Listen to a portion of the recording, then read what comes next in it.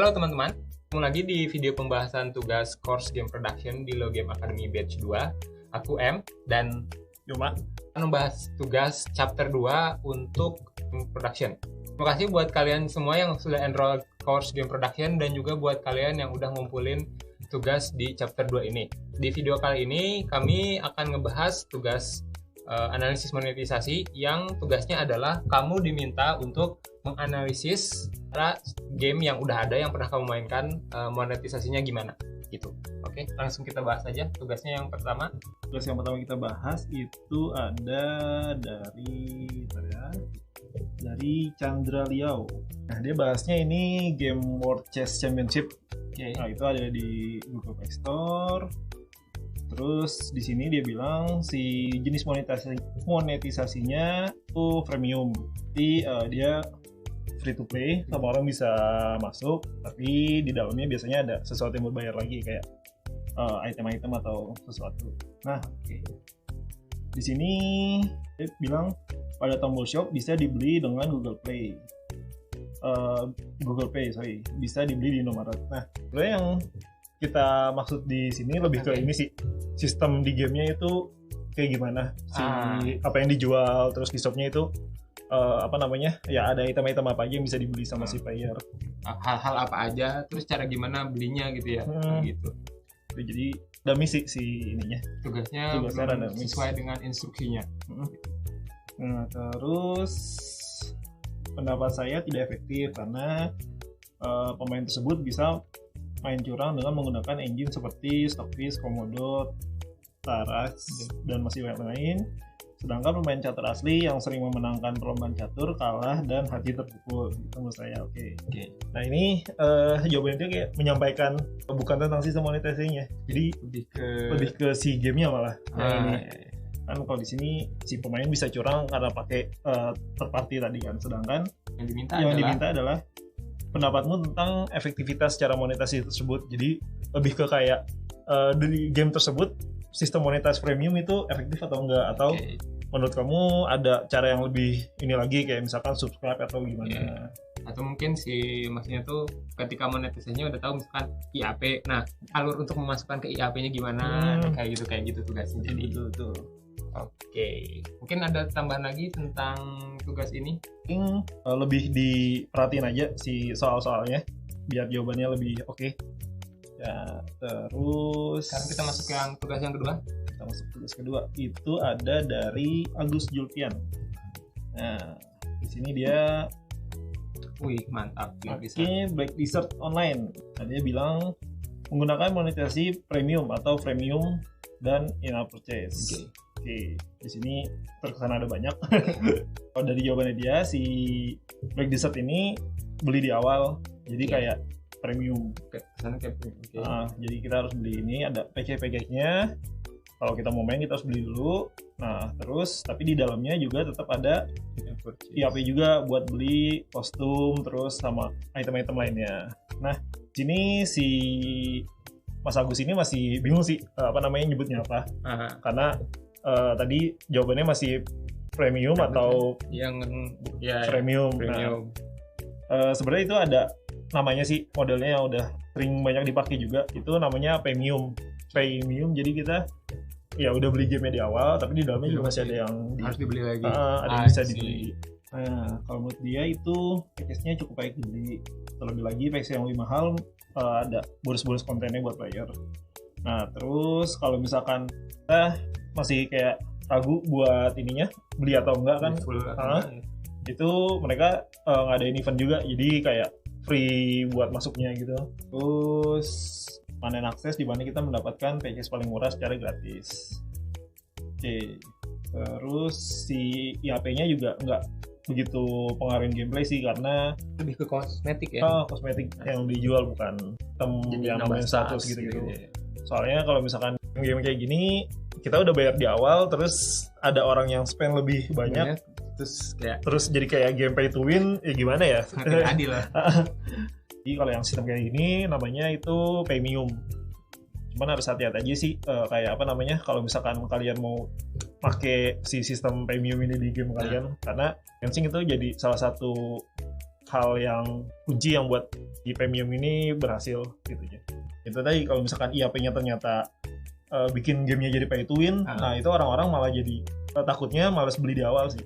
Nah, terus kita masuk ke satu lagi, Fajar Fauzi Hakim. Wah, Nah, Yu-Gi-Oh.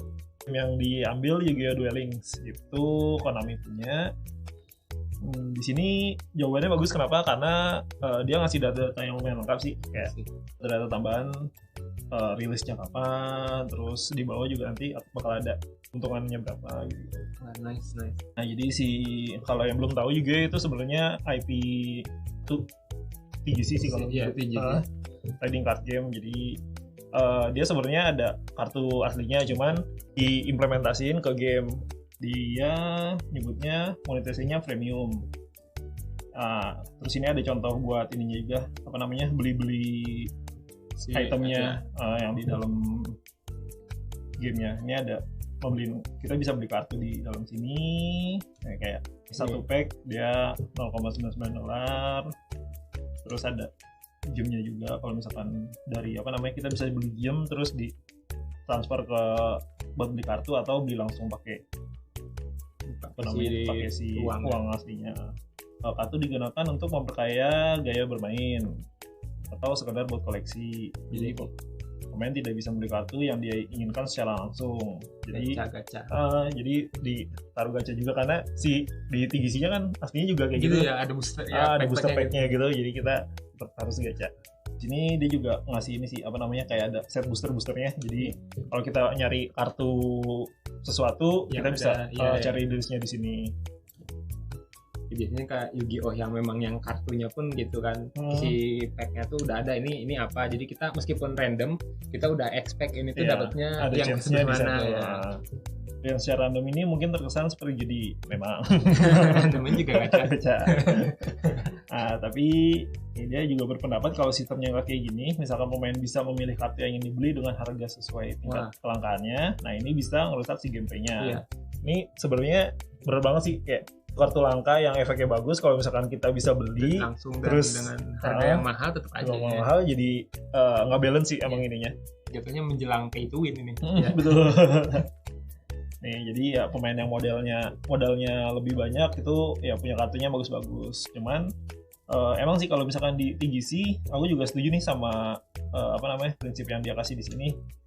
It's not about the card, but how you play it. Jadi ya sebagus apapun kartu kamu, ya itu gimana kamu maininnya sih. Tapi itu tadi, kalau misalkan semua orang bisa beli kartunya milih gitu kan, jadi nggak balance aja sih ya. Terus di sini juga kalau misalkan nggak pengen beli kartu via IAP-nya, bisa grinding nanti bisa dapat game. Terus kalau misalkan duel juga dapat kartu. Ini juga selain itu ada item-item juga yang selain kartu yang bisa dibeli, kayak ini nge-summon NPC-nya biar kita bisa battle, terus buat XP tambahan gitu. Jadi nggak cuman gacha kartu. Nah, terus ini yang lebih mantap lagi soal penjelasan tentang profit ini. Nah, jadi saya bilang bagus karena si Fajar ini cukup detail sih di infonya. Dia juga masukin data-data kayak gamenya udah diunduh 25 juta kali dalam 2 minggu sejak rilis. Itu bisa dibilang sangat booming sih.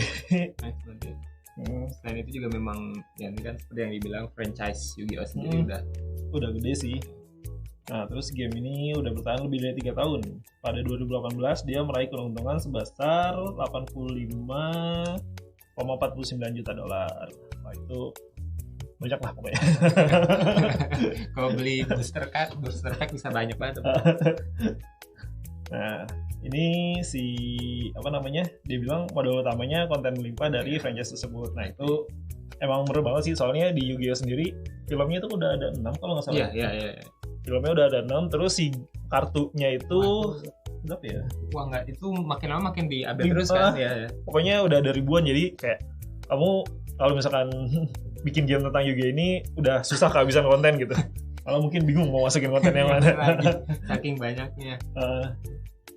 Nah, terus di sini juga dia bilang si Konami itu set keluar eventnya itu bagus, jadi kayak karakter di berbagai serinya itu rilisnya perlahan-lahan, kayak misalkan lagi kayak kemarin itu Aku juga main ada event yang Yu-Gi-Oh movie yang Taiba something gitu lah. Iya. Nah itu terus ada update-annya di sini, jadi orang-orang lebih related aja sih. Makin hype lagi. Kayak bilang bagus, ini ya dia cukup detail, ngasih ininya juga, ngasih penjelasannya, di shopnya bisa ngapain aja. Habis itu juga pakai data-data yang ngedukung si ininya sih, si jelasan tugasnya dia. Seorang produser biasanya ketika akhirnya mau berkaitan dengan project yang dia pegang, sejauh apa sih untuk dia harus tahu monetisasi projectnya? Ya sih. Itu pasti produser bakal tektokan sama desainer buat nge-decide ininya. Nah, cuman yang bisa produser lakukan itu dia harusnya punya data ininya sih. Kan pasti sebelum game rilis pasti ada testing dulu kan.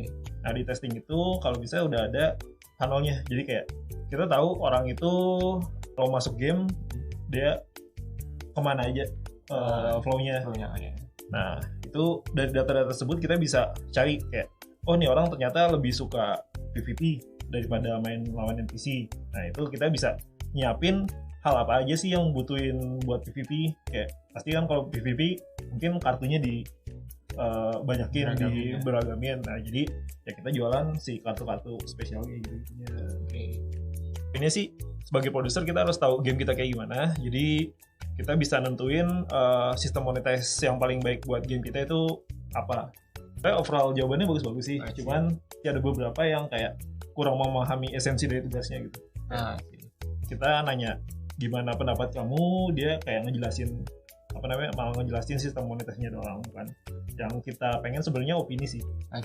Kita tolong buat di ini aja baca baik-baik sih soalnya biar jawabannya benar-benar yang kita pengen. Oke.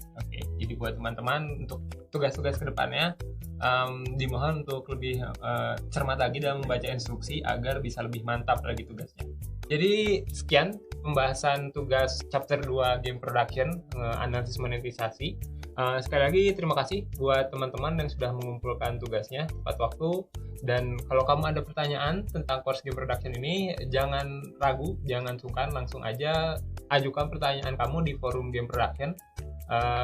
Nanti di sana akan dijawab oleh para mentor yang sedang tersedia gitu. Oke, kalau gitu saya bersama Yuma pamit undur diri, sampai ketemu lagi di video pembahasan tugas selanjutnya. Dadah.